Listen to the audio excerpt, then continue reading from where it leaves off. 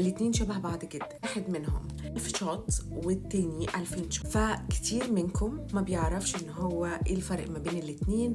فالنهارده انا معاكم علشان اعرفكم الفرق ما بين الاتنين. اول واحد هنجربه مع بعض دلوقتي هو السترونجر سبيكر ريتينول بي دي ار ان كريم ال 2000 شوت. لو تركيزك اكتر على السكين تكتشر وكمان خطوط الرفيعة فده أفضل حل ليكي، وكمان الأماكن الداكنة حطي بس نقط صغيرة جدا هتكفي وتوفي، مش محتاجة إن انت تحطي أكتر من كده بس، وبتوزعيه على البشرة بتاعتك. ده علشان 2000 شوت، فطبعا هو سترونجر يشوك شوية بس في نفس الوقت بيدي إفكت جدا حلو. تعملي فعلا ميكرو نيدلز في الكلينيك. سبيكا الكولاجين بي دي ار ان ال1000 شوتس، وده اخف شويه فتقدري ان انت تستخدميه برضو لنفس الاماكن اللي احنا اتكلمنا عنها. عندي مش اول مره ان انا اجربه، فكتير حلو، والشوت بتاعتها كمان ميكرو نيدلز.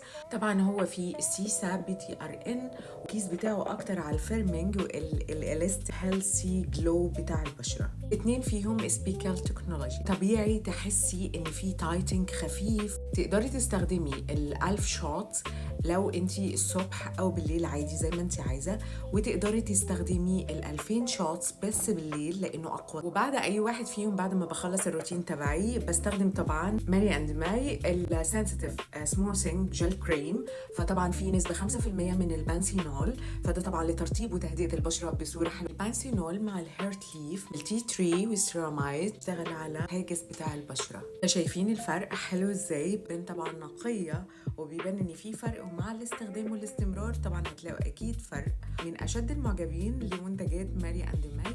شكرا لمشاهدة الفيديو، بحبكم قوي وبسيب لكم كل التفاصيل في الديسكريبشن.